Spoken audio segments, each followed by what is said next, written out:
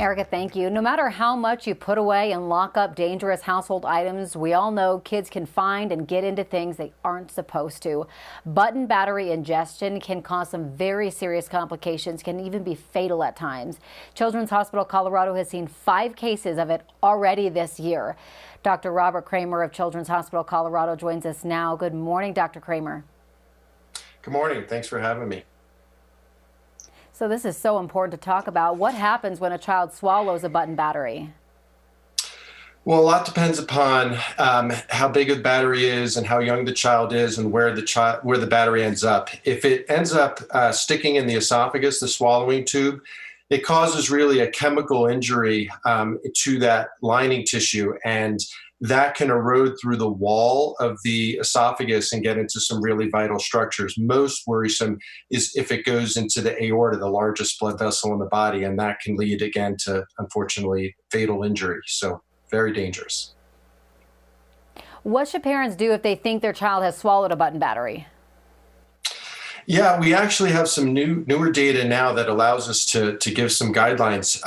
Actually, if you think your child has swallowed a battery and it could potentially in their esophagus, parents can give their child honey, 10 milliliters, that would be 2 teaspoons of honey every 10 minutes until they get their child to an emergency room to where more definitive investigations will be done to see where the battery is, and then immediately work towards removing the battery. But that has actually been shown to decrease the injury to that lining tissue and buy us some more time as that injury occurs. Why is that? Is it because it coats it or something? Nature of it will coat it and disperse some of the electrical charge that the battery is producing, and so it seems to slow the amount of injury that occurs and decrease the likelihood that the injury extends all the way through the wall of the esophagus. We talked about how you guys have already seen 5 cases of this already this year. Is that more than normal, or is that about average? No, we seem to be seeing an uptick. So in 2019, we had about 7 emergency room visits through the course of the year. Then in 2020, that had doubled to 14, and now we've seen 5 so far in 2021. So I suspect, I don't have data for sure, but that with COVID-19, people are spending more time at home.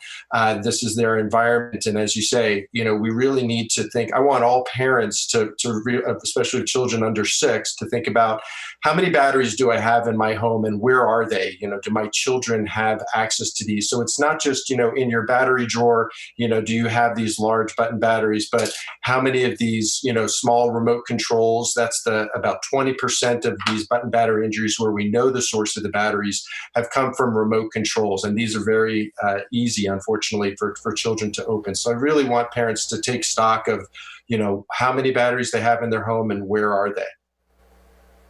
It's so true. I mean, kids act so fast. It's crazy. You can turn your eye for 1 second and things can happen. And also, a lot of kids will grab their parents' keys, and even the key fobs have those in them now. Yeah, small lights.